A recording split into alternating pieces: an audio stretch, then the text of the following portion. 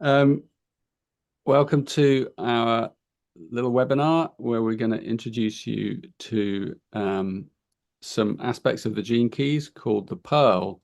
The Pearl is about prosperity, unlocking prosperity, the flow of prosperity in our lives. And we're going to do our best to describe what we mean by that. We're also going to touch a little bit today on what we call the wounds around money, and we'll explore that in some, in lots of different ways. Because if you're new to the gene keys, what Elijah will explain to you in a minute how this works. But when you've got your gene keys profile and you begin to look at it, you'll see that there are certain spheres, and those spheres create sequences, and in those sequences, those are journeys for us to explore our keys and what they mean for us.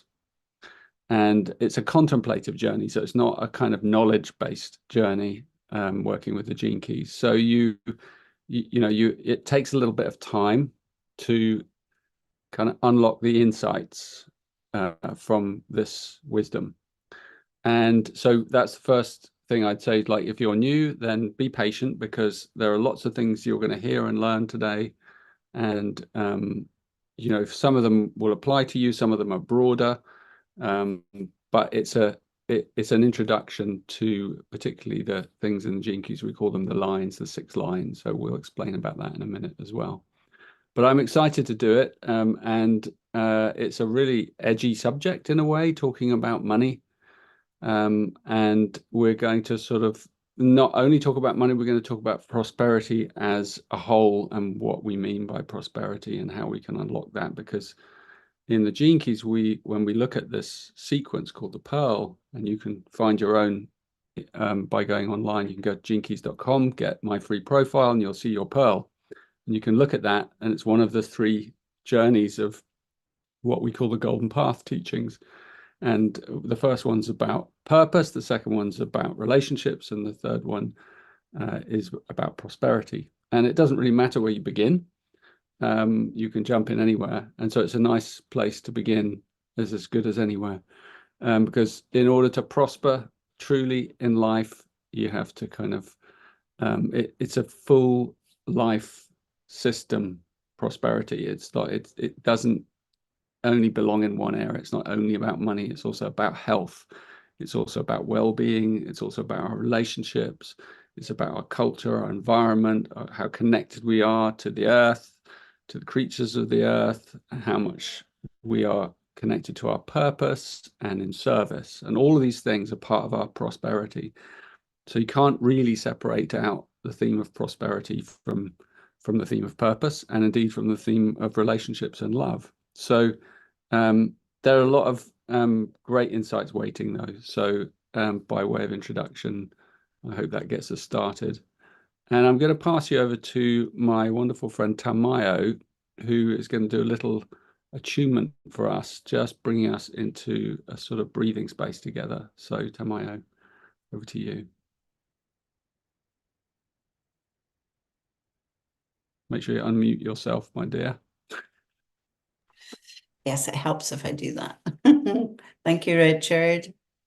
Nice to see you, Elijah. So wherever you are right now, if it feels right for you, let's just take a little breath together. Maybe this is something you do regularly, and maybe it's new to just take this moment to rest the brain and simply pause, knowing that there's so much more that will be flowing to you in the next hour or so that we're together. But right now, let's just breathe in this blessing that Richard has offered us of this pearl sequence. Even though you might not know consciously yet what it is, it's inviting us into this ocean of prosperity. So let's just take that slow, sacred breath, letting yourself rest inside. Maybe resting your eyes, noticing how all these little muscles around the eyes are constantly stressed with looking out so that you can take in and measure what's going on outside. As you rest your eyes, you might notice that your forehead and your scalp relaxes, maybe your jaw. Just slowing down to take some time to let the breath go all the way to the belly, filling up these big cauldrons inside, relaxing your shoulders, clearing your throat, clearing it from all those conversations about money. Because tonight we're going to throw some beautiful light on this ideas and concepts, wounds and fears around money. All the way from the system that set it up to our very personal cares, our shames and guilts and fears, our relationships and our relationship with money. The moments when we feel we're doing really well because we have it, are moments when we feel less than who we are, when we don't have what we think we should have. The grandiosity that can also come from having money, and the shame from not having money, and the guilt from doing well, and the hiding, and all of these unmentionable areas that are waiting to be given some air, some breath, some exposure into the conscious field of living light. And as they are cleared, we come to the gifts that are truly there, waiting to be fully realized, that we may live in the joy and the deep care and sharing nature, in the generosity and the flow and the security that is really ours to live and know, as we allow ourselves this deep trust in life.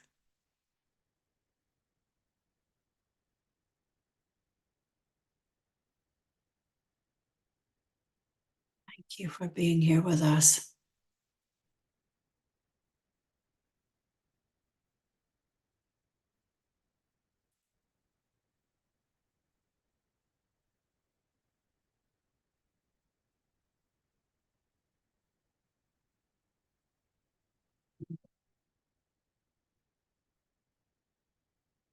Elijah. Thank you, Tanmayo. It's always such a blessing to get to soak in these teachings together. And it's a real honor just to get to be connected all across time space. Wherever you are, whatever is going through your life right now, whether it's crisis and breakdown or insights and breakthroughs, the Jinkies is a contemplative tool to explore the gift inside our challenges, the hidden divine essence inside the shadows, not to get rid of those challenges, not to ignore or to bypass or to run from those fears and those challenges, but to actually harvest the beauty waiting inside those constricted places in our shadows. And I know for me, money is one of the hardest ones to bring that kind of loving spiritual perspective and approach to, because how powerful it is in the world, how powerful it is in our inner lives of survival, and how powerful it is as a collective. So I just want to thank everyone for coming and having a conversation about money, about the relationship to these wounds of money. And that's for me, when we look at the Jinkies, when we look at your profile, when we look at my profile, when we look at our individualized wound map and treasure map of the places that we have our own keys. We have our own unique way that we can plug into the collective wound patterns. So today we're going to look both, thinking and contemplating on an individual level. What are my relationships to these wounds and gifts that money brings, that our relationship with prosperity can unwind in the world?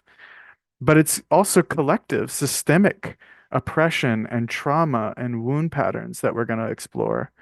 So you might have a relationship with, I hope actually everyone is going to find that they have a relationship with all six wounds of money that we explore. But we also have our own unique pieces to bring.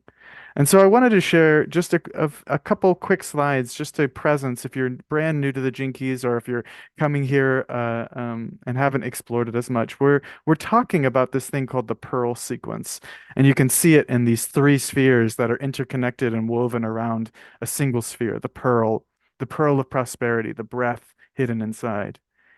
And if you get your free profile that Richard mentioned at the beginning of the call, you'll see a whole bunch of spheres with a lot of names and numbers and uh, coordinates about you. But we're looking specifically at these four spheres called the Pearl sequence. And inside a single sphere, you have a gene key. And that might be, like in this case, 49, one of 64.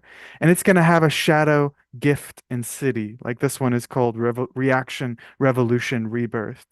And maybe just to think about the shadow as the places of constriction and challenge in our lives, and the gift that's hidden within that challenge, and the city or the divine gift, the essence, the highest essence that's actually even hidden inside the shadow. And you have a particular line number. And we're going to talk a lot about the lines because they are these one of six potential wound and gift, these unique styles that we unlock inside ourselves. And we'll see in a global context how actually these six lines form an architecture for the wounds of global economics and global relationship to prosperity.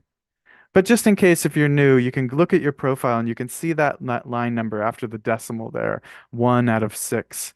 And you might want to just note it down, and even looking at all four spheres, just think about those words as you look at your pearl sequence. Think about the shadows and honor where in the shadow in my past have I felt this constriction around money, around these wound patterns?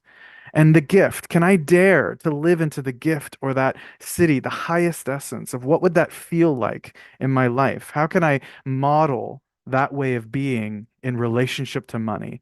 And it might be on the small scale of how I deal with my finances and my children and my spouse and my job. And it can also be about the big things. How do we change a system together to grow into a society that is cherishing us as deeply as we cherish our family, or we cherished our loved ones? So that's just a brief, look at how our individual charts, our individual journey of these gene keys awaken something that we can actually give out to the world. How we can lead others, not even just if you have a big platform and a big megaphone or that you transform the government through what you no, but you as a person, as an individual in your relationships. How can we model this differently and live inside a different relationship to money, to these wound patterns? So today we get to explore six of them just to kind of give this context. And we'll bring up a chart to show these six wounds, but I just wanted to reference that you have your own individual map and we're part of a collective map. That's beautiful, Elijah. Thank you. A really smart, excellent introduction there.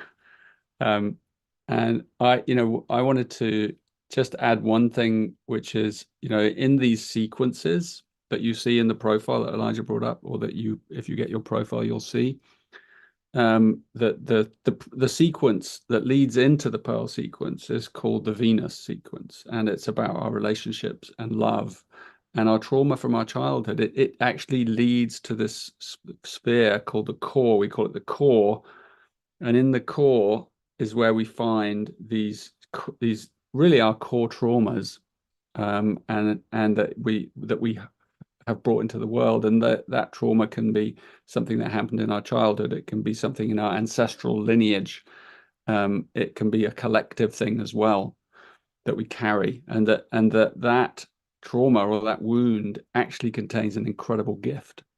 And that's the culmination of the Venus work, which is a huge piece of work. It's not like something you do lightly. It takes months and years to really dig into and understand your Venus sequence and how it kind of leads you to this core wound. Anyway, what you'll see is that that core wound then gives way or opens up into the next sequence, and this is the pearl, and the name of that sphere then changes. We give it another name from the core. We call it vocation.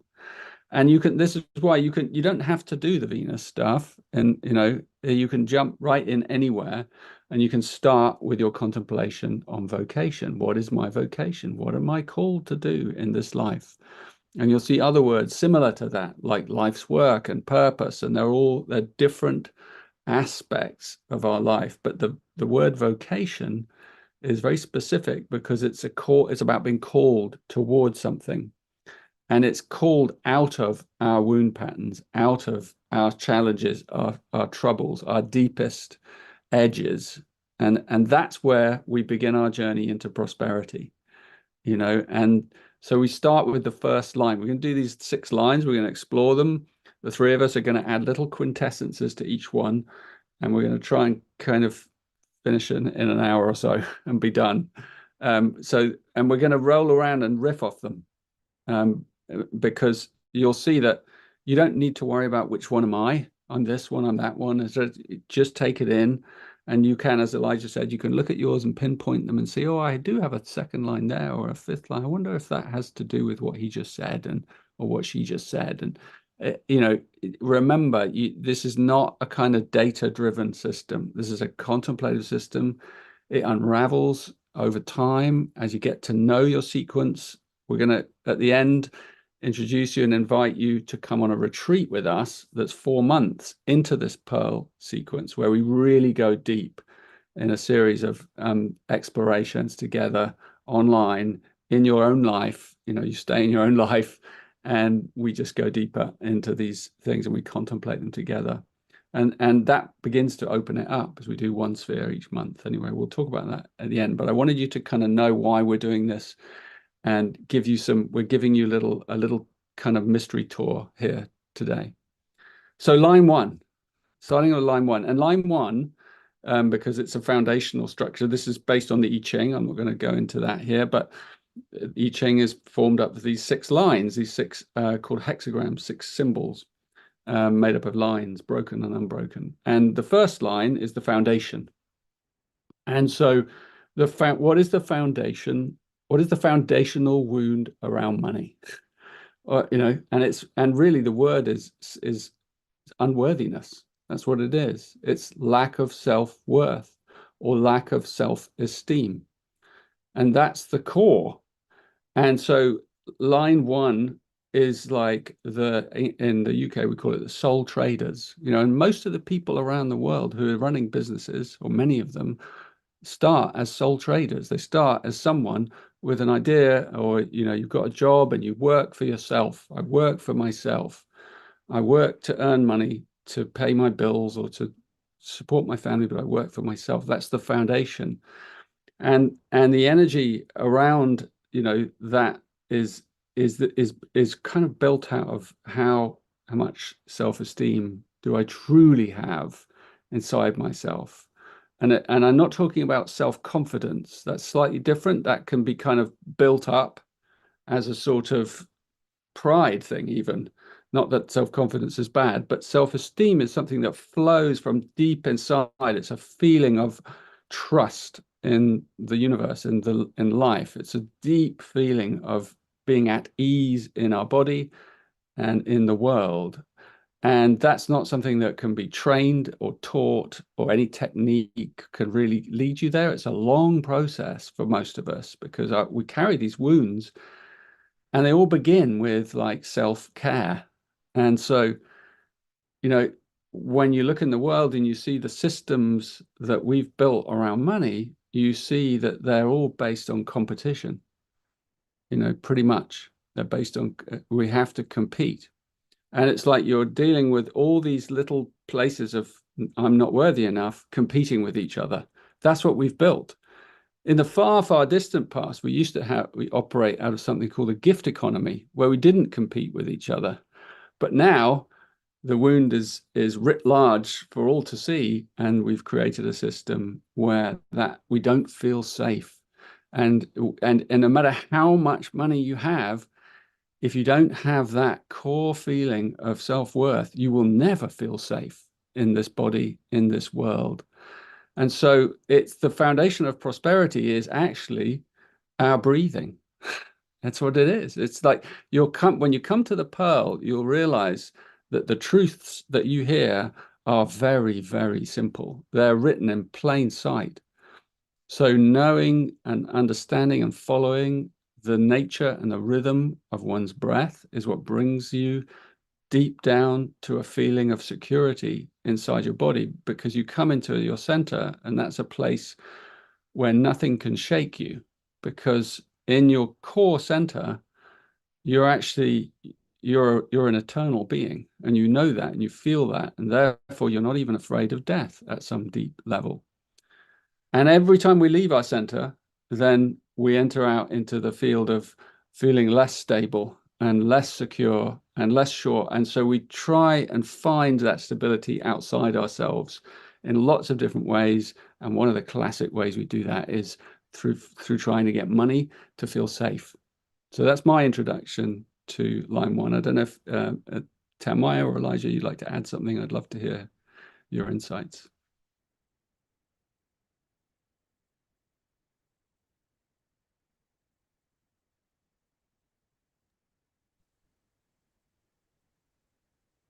I think it's beautiful to just add here just this one little thing of how identified we become with money, with having it or not having it.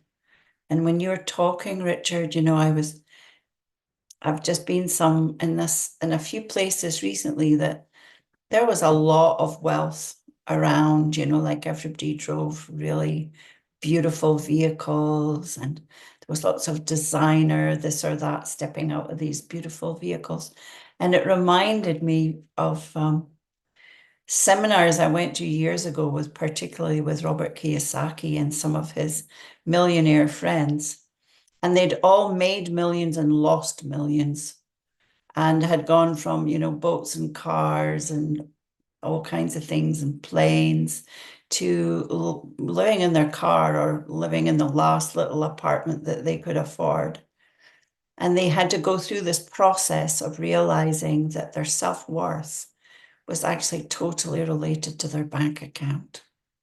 So even when you say those words of, self-esteem, and you see someone beautifully dressed and stepping out of a luxurious vehicle, it's hard to imagine that self-esteem could be at the core. But we are very precious beings. We hide things really well. Elijah. So where in my body do I feel the repression of and the unworthiness? That's what the line one is always going to ask me. Where do I feel terrified and unsafe? And then I, get the cars, or I get the money, or I get the thing in order to build some safety, but that safety is impermanent, right? And so when we are built from a foundation of trust, what do we actually get to build for others? And you'll see as we go through each of these 6 lines, they build on one top of one another. That self-esteem needs to be present throughout all of the giving that we're going to give throughout our life. It comes from the bones of who we are. So I explore, what is it that I need to feel worthy to own my shadows, to own my responsibility, and discover the worthiness from within. And in turn, that leads to the next line, into the line two, into actually in relationship now. of when I make that handshake with, and I make a contract with you, when I engage in marriage or engage in a new business partnership or engage in a transaction at the grocery store. Suddenly we're going into relationship, and our relationships are a huge part of why we build up our money in order to get the mate, that biological impulse of, can I get my mate? Can I be beautiful enough? Can I get pleasure? All the things of the sexuality wounds that come inside our relationship to money, because currency is a carrier of pleasure, of love, of connection, of recognizing one another. Oh, please look at me so I'm recognized. Or can I use my money to give recognition to the things that I feel deserve, the flow? Can I be in relationship with? So am I blocking money and prosperity and flow and recognition from myself out of an unworthiness in the line one, or in the line two, a constant comparison or denial of not really seeing myself in honesty, or blaming you because you're not seeing me, blaming you for betraying me in this relationship and this contract that we have? Because I believe that the next foundation of money is going to be that these handshakes, these loving relationships are cherished. That it's not just another series of broken partnerships of, they stole all my money and they stole my idea, or the divorce was a failure, or relationships change, relationships flow. Relationships need to be honest and in reciprocity. And that doesn't always mean equal exchange. Reciprocity means exchange in flow and harmony with. So I would encourage in this line two wound of not denying those places of pleasure. What do you splurge on your money for pleasure? What do you hide from your wife because you don't want her to know how much you spent on that thing that you love? And really, like, intimacy building, whether you share a bank account or not, it's a huge spiritual relationship with money. I'm so grateful to share a bank account with my wife, because it's shown me how much of places of blame and shame and guilt and all of these wounds that we're going to talk about, they live because we try to hide them, but we're constantly in relationship. So first, I have to be in relationship with money, with honesty, with not denying myself that flow, but also to listen to these relationships, to let these, again, not a line of betrayals, but actually how relationship is central to prosperity flowing for ourselves, for individuals, for families, and then for the world. So I thought maybe we'd start there as we play and go up the lines here together. I love that.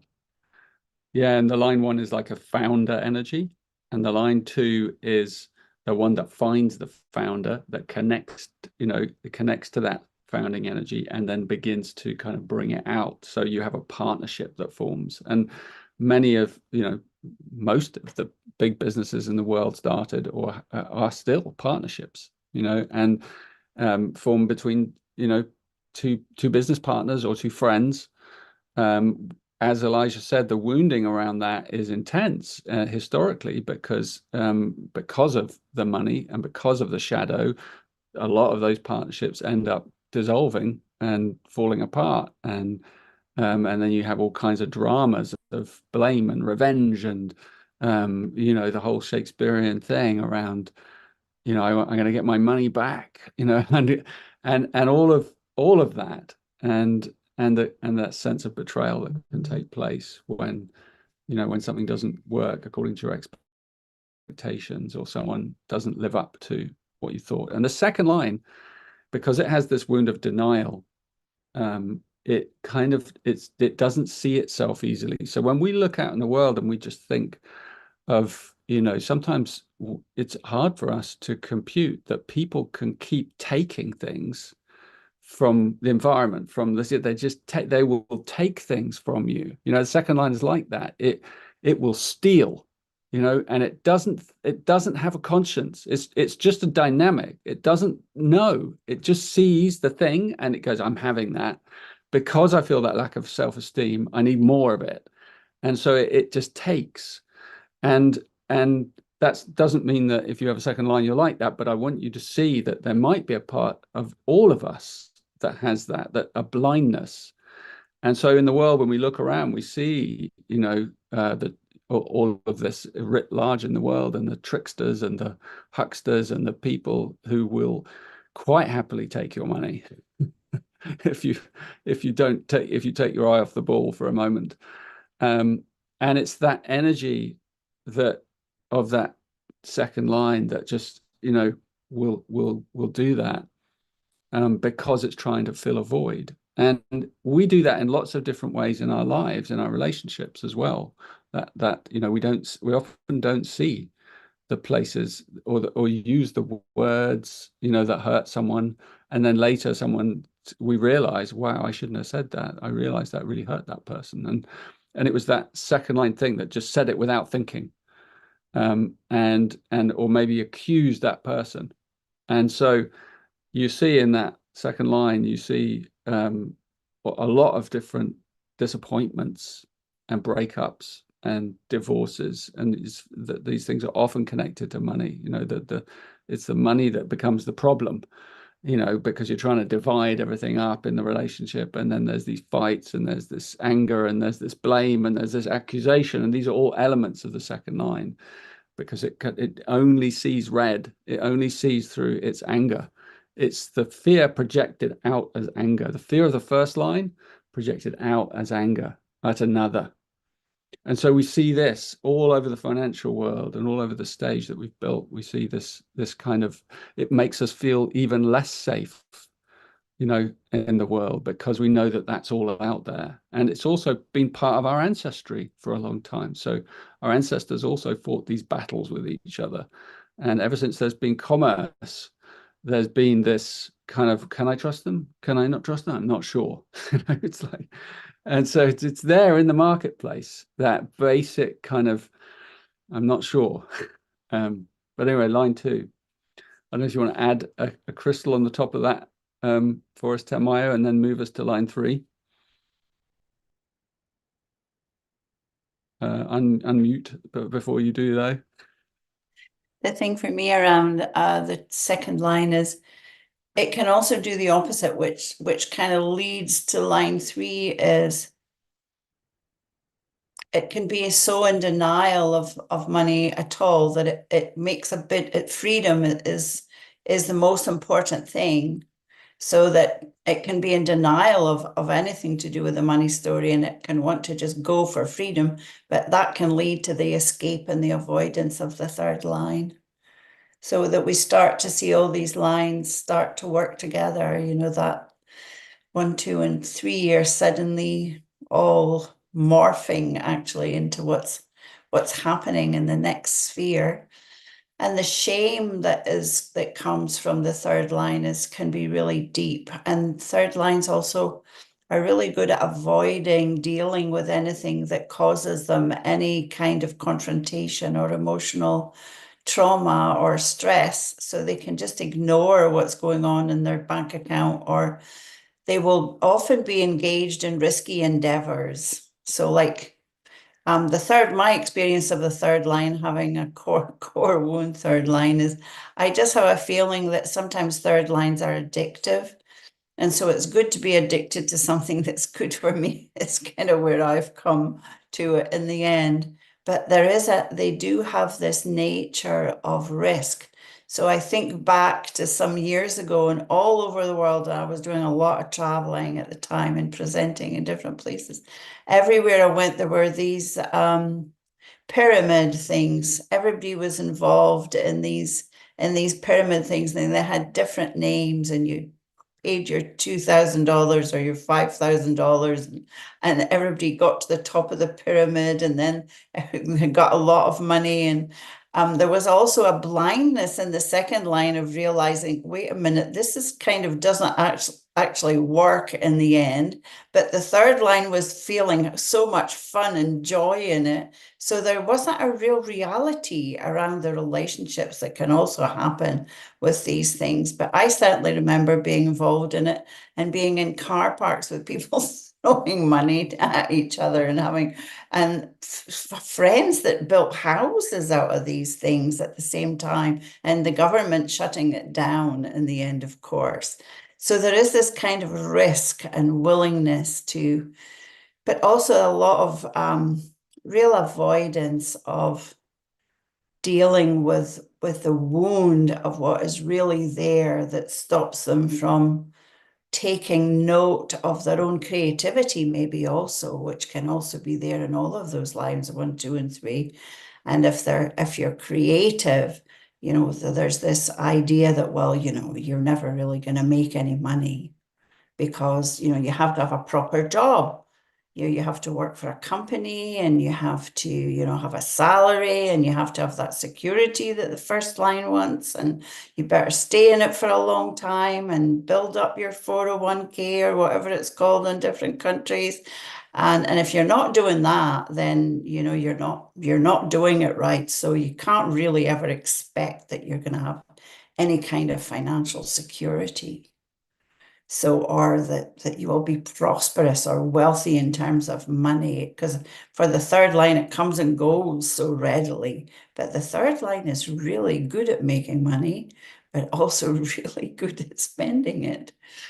Maybe you want to add some more to the 3 before you go on to the 4, Elijah. I love that. I mean, making millions and losing millions. There it is again of the risk and the joy and the experience. So with these first 3 lines that we've walked through, especially just for those that are tuning in, the vocation is one area, and that line is really specific to a core wound inside you. But this is also true of all of the lines in your profile. So with that line 1, we're moving from that unworthiness into self-esteem, and that line 2, moving from denial into flow, you know, and now in the line 3, we're experimenting, we're exploring. It's not just one-to-one relationships, it's risk and pyramid schemes and, you know, entrepreneurial spirit, going out into the world and finding a whole new evolutionary twist, the viral nature of the world, that like suddenly we're getting all this attention and money and growth. And I've also failed 100 times before I got to this moment, right? It experiments and it explores. So there can be an addiction to making money, to spending money, to experiencing life, or there can be a hiding and a shame around money. Did your family talk about money when you grew up, right? Does your community talk about money? Can we be honest about where we're at, not just our bank account, but how we use our dollars, how we use our money, the integrity of how we make those millions and lose those millions. You know, can we be ashamed? Can we look at our shame? And shame doesn't want to be seen. It wants to hide. It wants to run. It wants to evade. So it can be very smart, very tricky, very humorous, very clever, shapeshifter. It does all the things to kind of get away from actually there's a deep wound that needs to be loved and accepted. So be careful with your line 3s. Enjoy them, right? It moves from shame to joy, to spend on that fancy meal because every molecule of taste is bringing the orgasmic witnessing of God. You know, that's what money can do. We can invest in enrichment, you know, and that's worthy of love. It's also worthy to give into charity and to invest in a better world. And it's also worthy to celebrate life. So just remember that joy is a part of this line as it experiments and grows. And you can see how these first 3 lines, they have a lot of personal relationships to money. And maybe as we see as we keep going, the other 3 lines have a more transpersonal relationship to money. I mean, it's all personal, but it begins to affect larger and larger groups.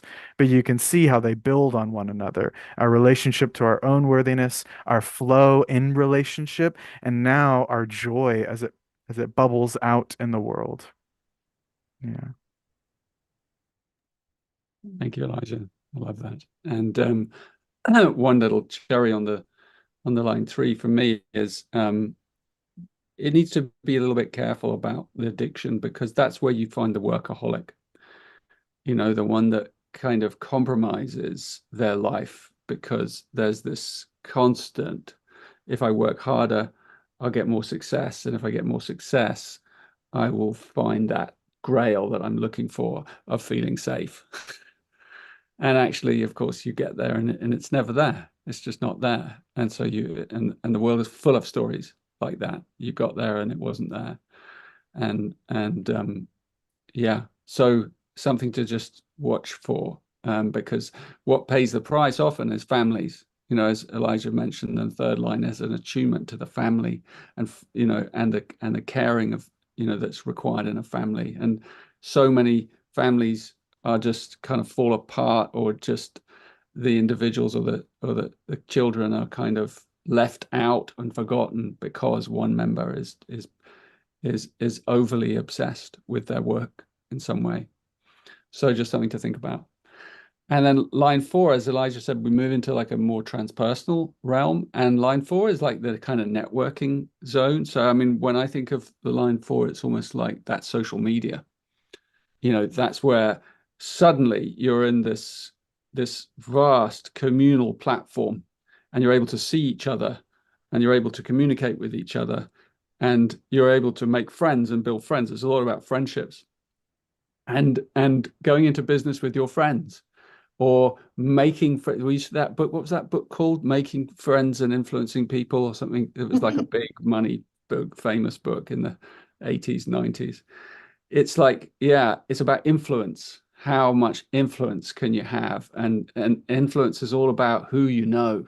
You know, I got a friend who's like really wealthy. He'll be able to help, you know, and it's all about that kind of, you know, moving up the ladder, and kind of, it's, I mean, I say it like that, it's kind of unhealthy as well, because in that it's based on that first line of competition. Often it's like it's part of the way we've created a competitive field, where now, especially in, I mean, I'm kind of one of those players in a way, but you know, it's like, who can have more influence? There's so many influence. We even call them influencers now. Like, you and you're being paid for being an influencer, and then you go on this, and you're on the circuit, and it's this huge pressure that many of us feel now to reach out and kind of be successful on that fourth line network level. And again, like, if we come right back down inside ourselves and we actually ask ourselves, really, do I really want to do this? Am I, you know, and am I an authentic voice? Am I truly being authentic? Am I imitating someone else or something else? Is this something that I've built organically, or am I riding on the back of someone else's idea?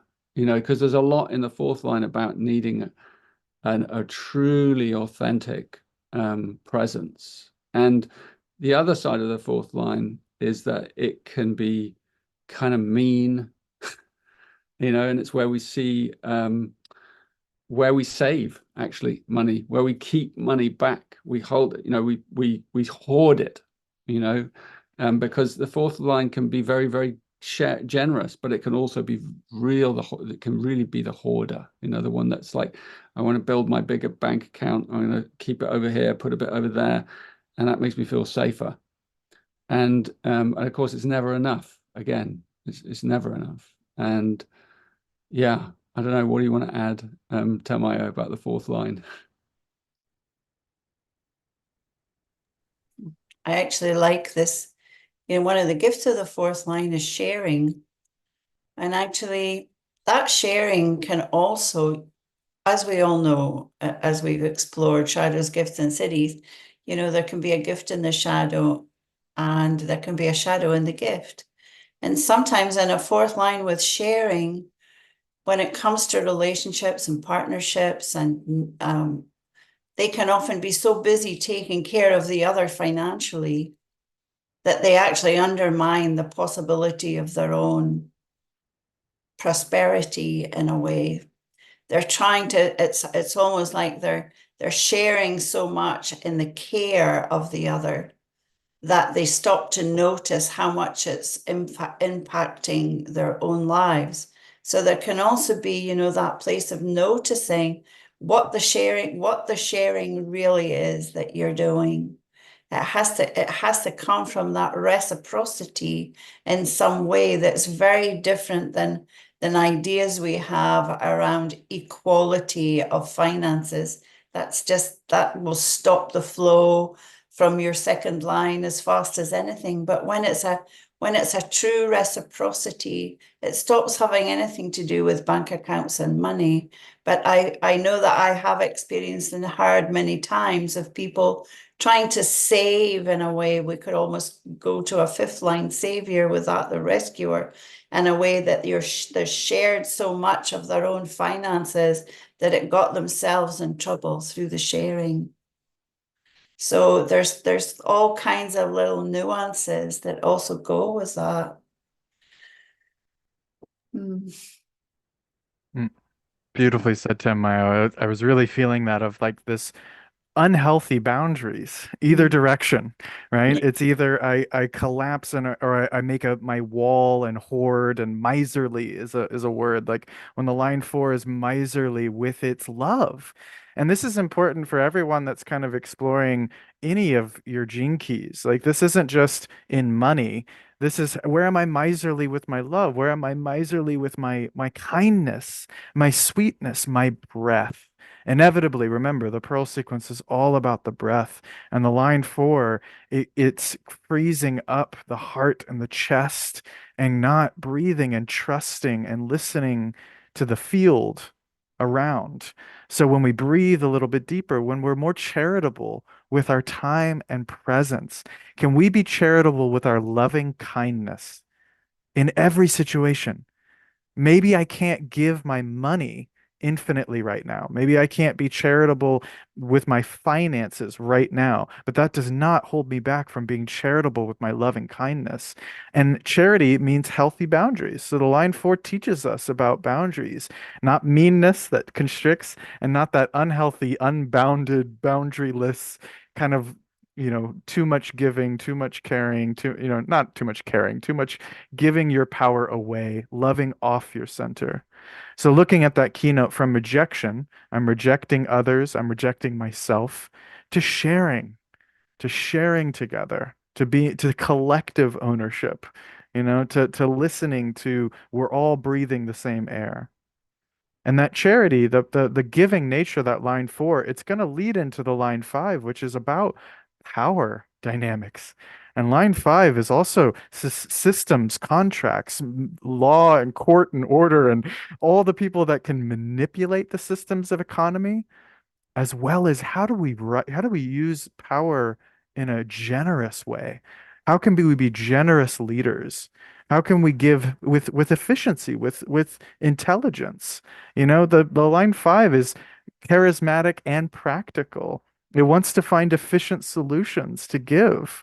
And so looking at our systemic issues, you can see where a miserly quality of the heart that didn't trust, didn't have the self-esteem, didn't have the healthy relationships, didn't, take the right amount of risk, but still commit. These lines, they build on each other. And now that heart is saying, how do I give generously into the world, but also deal with the guilt of a system that's been challenged? I feel very guilty. This is one of my deep wounds. It's in my culture specifically, but I feel this, how do I play in a game of money when I feel so guilty about either my ancestral guilt of what my people have taken and destroyed and corrupted, and then the guilt that the world, the people who are suffering at the same time that others are getting richer, to be in the boardroom 100 floors above that which is starving. This is the power wound of the world that needs our attention. And debt and delusion are these different keynotes here that we'll keep exploring of what's the healthy use of power? Where do I defend my point of view from a delusional state? And where am I trapped in the paralysis of debt and guilt and actually needing to heal inside this line 5 to actually heal our relationship to power, to money, so that we can, be generous in a healthy way. Yeah. I'm loving listening to you too. I'm learning so much, and I think this fifth line is kind of the leader as a learner, and as opposed to the leader as a tyrant, which has been the old model. So our current monetary system favors tyrants. Actually, I'm just going to say that. It favors those who can take the power and hold it and command it over others, and can take entire, because this is all about ownership. and possession. And traditionally, like as Elijah says, the guilt of being a white man, and an Englishman even, like that lives in my body, like that kind of the layers of that are extreme, like the colonial kind of mentality that would take over different nations and take territory to control trade and trade routes all around the world, and it was all about getting more and controlling more. It wasn't about generosity. It was the opposite. It was about power and control. And so in the gene keys and in the pearl sequence and in the whole prophecy that's at the core of gene keys is like we're moving now into potentially a new epoch. And that new epoch will require a completely new way of operating that is not the current one. The current one is going to have to be dismantled, and a lot of the natural, energy in a system, in any system that is designed in the way the economy is of ours, it's incredibly fragile. Our economy, our global economy, is incredibly fragile. It would not take very much for the whole thing to just collapse. Plus, it's fragile on other levels as well because it's all electronic.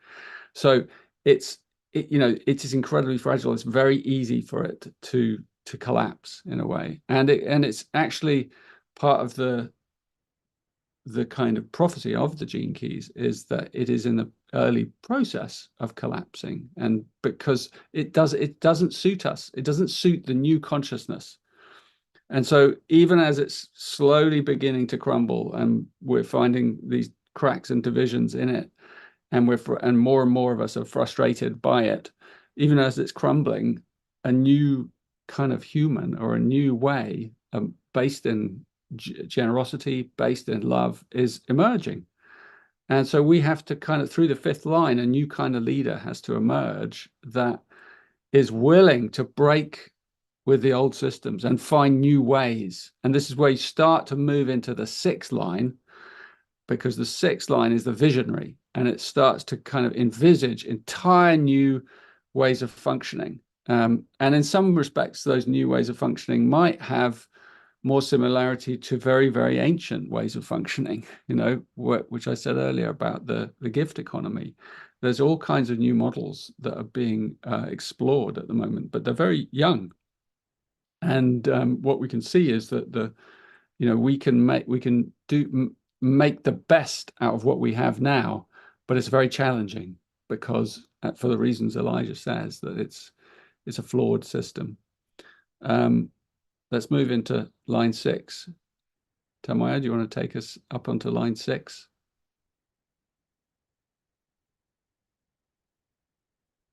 Oh, yeah, but not muted, please.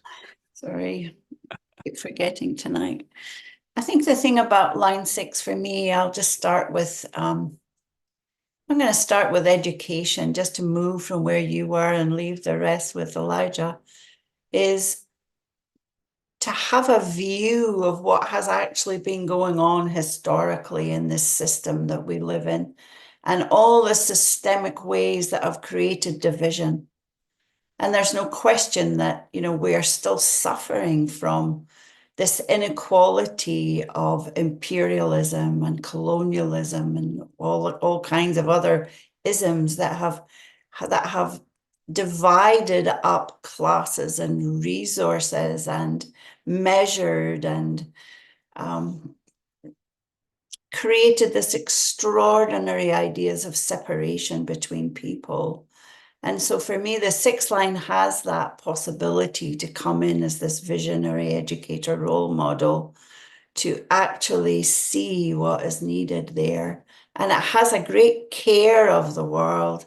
So I'm talking about this aspect of it first rather than the wound, because I think this deep care of the wholeness of the world is what brings us back to this loving heart that Elijah talked about, this soulful nature of true beingness, where we can trust in prosperity and bring deep appreciation to all.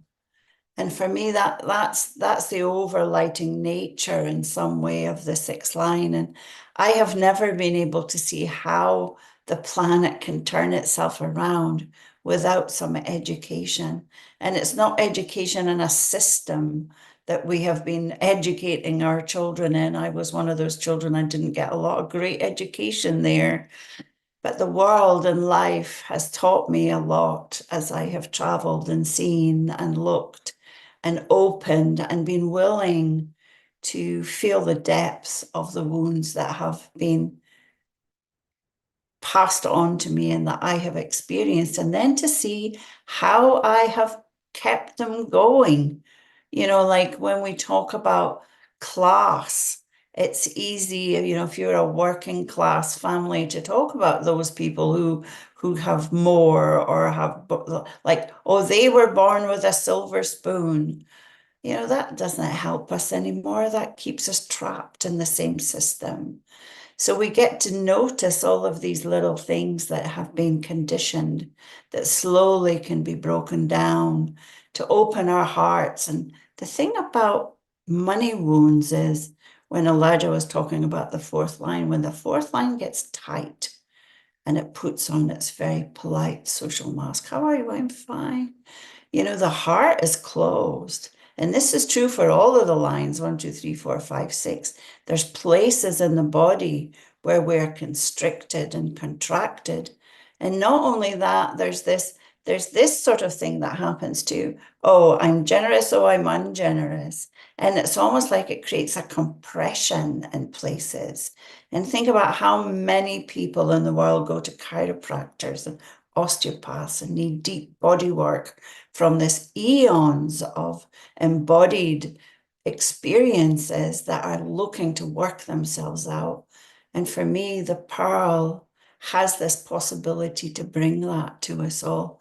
And the sixth line care, it's almost like it knows what's going on in the house, and it's also, it wants to bring that vision to every other line, so that first line can be moving up through the lines, and the sixth line is trickling down, so that there is this wonderful spiral of life that is happening there to allow us to open into our fullness. Elijah. I think the poetry that you speak and the field that is created when we envision that, when we bring the vision down into the body, is the destiny of these line six moments. And so in money, you know, we have this wound of separation. So either it's I'm building my bunker away from everyone else and I'm isolating in this way, or I'm feeling like an alien going, humans, get it together. Let's just build this crypto new age reality new system, break the old. And yet it's also can bring some of the wound patterns. If we're oh, money is evil, so I give it all away, but I'm actually then putting burden on my family because I can't, you know, deal with my wound relationship. This is what we have to listen to. If we really want to live in a new world, we have to bring and integrate all these wounds. We don't get to just skip to the end.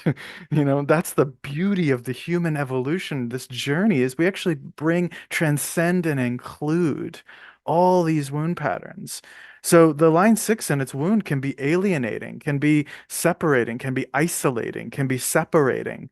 And nature is the system, the real system, the cosmic system of grace and compassion and harmony with nature. So is our new system putting just as much abuse on our current ecological or environmental or spiritual or psychological? Like we have to pay attention to that impact in every step of the way, and we can't leap there. We have to make steps with intentional steps. And that's what the six is so good about it. It cares. I care so deeply as a company with Jinkies that I'm on this, you know, internet that is costing our world, right? This potentially paradoxical moment of we get to speak with each other all around the world, and yet we're running computers and systems and governments and businesses that are corrupt. We're having to dream into a different possibility together, and we have to model, not separate, but model these choices with integrity. That's one of my gifts, right? The gene key of integrity and celebration. These are some of my, and greed to aspiration. Like these are my pearl sequence keys that I'm speaking. So the line 6, it asks us to model that, to not give up the dream, to not give up the dream of where we can go, what we can be. But we have to model that in the vibration of how we walk today, right? And we have to care. That's the gift of this line 6. So from separation to care, I have to pay attention to where am I dreaming up here, but not walking with my feet on the earth, right? The line 6 is actually here to integrate all of these wounds and gifts into the body and to include ourselves in that system of nature. And that's a big ask. The line 6 is always a big vision. It's a huge vision, but we can't give up hope. You know, that's a part of the peace that comes from the line 6 is it doesn't give up. It relaxes. It has patience and trust and step-by-step modeling of that new way. Let's water the seeds with our actions today. So listen into those wounds and see, like, how do I get to envision with my gifts, with my cities? How do I get to envision into that great change and model as best I can the principles, even when I'm inside a corrupted or victimized or jailed system? That I think is the gem of that line 6 becoming itself from today. Yeah, well said. Yeah. And, you know, we call this in the Pearl sequence and in the gene keys, we call this syntropy. And syntropy is a term that you might look at it as the opposite of entropy. And entropy is a system that is always leaking energy. So the current system we've created leaks energy because it doesn't proliferate. I mean, it doesn't flourish in the sense that it doesn't keep itself, it doesn't nurture itself, it doesn't take care of everyone. It doesn't. It takes care of those who take care of themselves. And a system of syntropy, a syntropic system, takes care of everyone from the core, which is why it's a system that's loving, truly loving. And that's the energy, the true energy of the universe. So syntropy is actually the true energy that we find. You know, it's the principle of universality. It is the principle of love. It is the most enduring principle of the world in which we live. So as you say, Elijah, you know, the great challenge of the 6th line, and for all of us, especially those of us that are called to spiritual destinies or to tune into higher frequencies and the presence of the divine and to tune into those things. Our challenge is how do we bring that frequency down into a flawed system, you know, into a modern day business, or into, you know, how do we do that? And do it with kind of integrity and authenticity. And how do we bring it into contracts? And how do we bring it into, you know, relationships and partnerships and collaborations? And how do we model that generosity and that care at every level in our businesses or in our working lives? You know, these are like powerful, edgy questions for spiritual people. You know, and it's how to bring the magic of the higher planes into the material. You know, it's what we're trying. We really, and we are trying, because it's an effort. It's a real effort in Gene Keys in our business to really like look at everything and go, well, are we modeling syntropy there? Are we modeling syntropy there? Are we, you know, if we're using AI, are we modeling syntropy, and how? What do we need to look at in an ethical context? So the 6th line always looks at the ethical context. It has to, you know, because it's the visionary. So it's like it's thinking of future generations. It's thinking of the earth. It's thinking of the system. It's thinking of the whole planet. It's thinking of, what about these insects here? How, you know, if what I'm doing over here is kind of killing those things over there, or, you know, it's really taking care. And that's how we need to think now.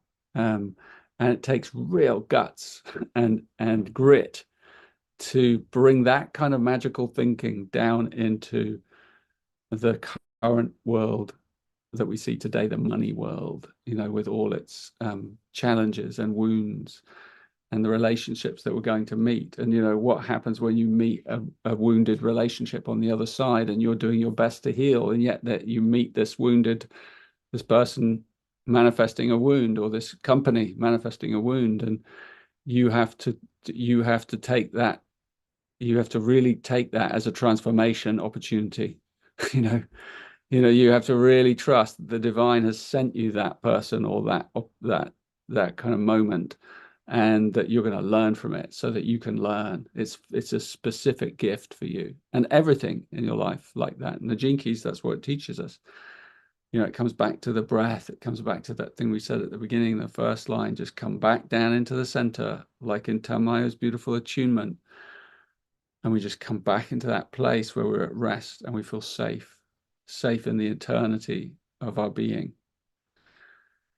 So it's a beautiful journey. And I think if you look at the healing keynotes that we've touched on, line 1, self-esteem. That's what I was just talking about, coming into your center and generating that self-esteem from there, from repression. Thank you, Elijah. From repression to self-esteem, from fear of not feeling safe to feeling a deep safety inside your body, inside your being. And then from denial to flow. So from self-esteem comes flow. And when you learn about your Pearl sequence, and later on this year, we're doing another sequence called the Star Pearl, we learn all about flow and how flow works and how to generate flow and how to balance flow with structure and form. And it's really interesting how to generate flow. And because generating flow is essentially what we're doing, what we're learning to do through love, through forgiveness, through these cities, through these gifts in the Gene Keys. And then from flow comes joy. From shame, we break open the wound of shame and it becomes joy. And it becomes that playfulness. That's why we're here. Like Elijah said beautifully, like we're here to, money, for example, can be used to spread more joy. Isn't that a good purpose for it? And then from rejection to sharing, so joy becomes sharing. Our own joy wells up inside us and it becomes sharing. We want to share it with others. And that's the foundation of this gift economy. Because we have enough inside ourselves, because we are enough inside ourselves, we want to share. And we want to share our time, really. It all comes down to time. Time is money.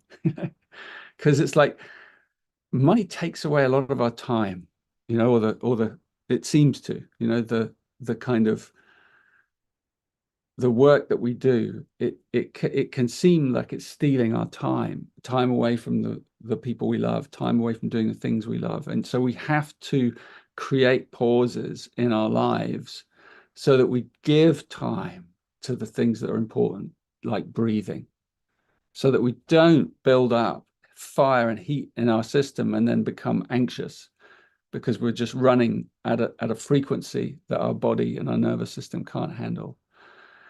And then we become a naturally sharing being because we want to give our time. We want to give our money as well. In some instances, we want to be caring to each other. And that's where the generosity comes.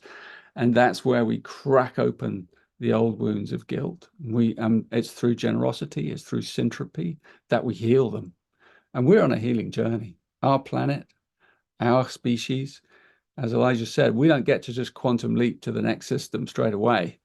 There's going to be a crumbling, there's going to be a decay, there's going to be a fragmentation, and there's going to be a new thing and a vision coming up in the middle, like a phoenix.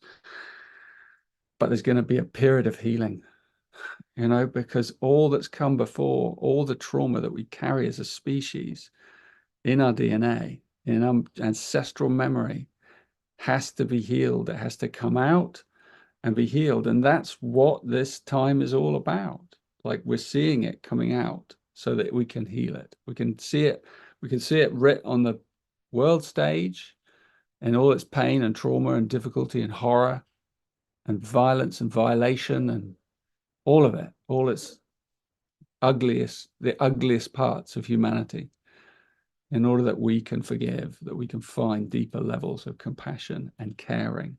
And then we realize we're not separate, because that's the next human, that's the next iteration of the future human, that is a human, a vehicle, a bio-vehicle that has mutated, that has grown, that has expanded and evolved to know that it is no longer separate. That we are part of a biome, a living biome, and every single part of us is collaborative. And this is not just a lovely fantasy. This is actually a known, embodied reality as a collective field, a unified human field, a species that is aware of itself as one being. And that's the mutation that's coming. That's on the other side of the change. We call it the great change, but we're growing towards it. And so it's really important to have these conversations where we come to grips and take full accountability for our own personal wounds around money, around, relationships, around everything. And that's what the Gene Keys, around our shadows. This is what the Gene Keys teaches us, to take that accountability. And then as a species, take that accountability for all the shit that we've done to each other. And we can't avoid that. It's not like we have to go back and kind of remember it all. It's all in us. It's in our DNA. It's a memory stored in our DNA. Our DNA stores memory. That's what it is. It's a memory keeper. And so we can't avoid it. When we sit in a room and close our eyes, there it is, all that pain. And so we have to learn to heal it, and heal it through love, through each other, through kind of new relationships, new paradigms, new exploration. Anyway, I think I'm done. You want to add anything, you two, as a sort of finale? Maybe one last thing for me is sometimes, the pearl, when we talk about what is our greatest gift to the world, and very often it has in the past often been focused on business, but we are all in the business of life. We're in the business of life, of breath, of living, of loving, of prospering. And noticing again, this idea of separation, how easy it is to go outside to them and us, those who are doing whatever and us who are doing whatever. And we continue with this narrative, consciously and unconsciously, of separation. So I want to come back to being in the business of life, to this breath, this love, this moment, to these two lovely beings that we see on the screen, and to many behind the scenes.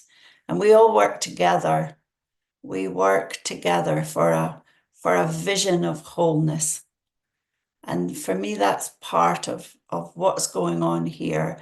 And we fall down and we make a mess and we fall out and we get grumpy with each other and we own it and we take a breath and we start again, because love is greater than any situation that I can find myself in. It's greater than the need to be right. And with it comes truth and bliss and freedom and prosperity. We prosper through finding the deepest loving communion within ourselves that we can possibly give to the world. So I do invite you to join us. Your collective word, your breath coming together in this field creates a big shift. So I invite you in to this awakening of humanity. We're not saying we're awakened, we're saying we're doing our best in any moment. So thank you for being with us in this great, loving, crazy business of life. Elijah. Thank you both. It's so amazing to be here. And I just want to say quickly is dare to bring the magic back into money, into business, into your relationships. Dare to be kinder with how you talk to your family about money. Dare to invest your magic of a better world when you tip your waitress. Dare to do your taxes as a act of magic in the world. Like, dare to be in relationship with money, not just to make it, but to be in relationship, to make love to it, to be in relationship with this currency of life. And that, I think, will be a really important way that we can invest in the future generations, and not just with our money and with our dollar signs and with our our courses and with our things, but with our love and with our imagination. So that's my celebration from today. Beautiful. Thank you both. And our invitation is to join us, please, on, if you feel drawn, join us in our Pearl retreat, where we're going to talk through the sequence in detail. It doesn't matter if you're new to the Gene Keys for the first time, or you're a seasoned veteran, you've been around us for a while, and these wisdom teachings. We're going to explore it. We're going to explore it like we have today, with new, we all come with new fresh insights each time we do it, and we get to share it as a group field. And our online retreats are really amazing experiences, and you can find out more about them by kind of clicking on, we have videos and things that describe how they work, and what's, it doesn't ask a great deal of you. It's a relatively easy flowing process that you get to adapt to, but it allows you deeper into the Gene Keys teachings, and it will, you will have your own Pearl sequence embedded in the program as you go along, and then we get to travel together over these months and really go deeper each week with our contemplations, and we don't ask a huge amount of your time online. That's not what it's all about. What is it, a couple of hours a week, Elijah? Something like that. And that can be divided up into, 15-minute intervals or whatever. It's just enough so you keep the thread of your contemplation going, and we give you tools, and we give you opportunities to communicate and collaborate with us and with each other, so that we can actually meet and talk face to face as a community, which is really powerful, especially when you're dealing with something like money and prosperity, and you can really have real, authentic, powerful conversations and hear other people's experiences as they navigate their own Pearl sequence, and some of the shadows, and how do you transform them into the gifts, and bring that out into your world, in your life, whether it's a business or whether it's just through you being alive and living and doing what you love. Yeah, anything else practical that I've forgotten? I'm sure that the links are all in the chat, and we'll put links below this video, and you can just have a click and come and have a look, and everything that you need to know and questions are probably already been answered. So just have a look around. But please do join us. They're exciting moments, these retreats, and powerful times. It could be a marker in your life in some way, a transformational marker, if you feel like you want to come.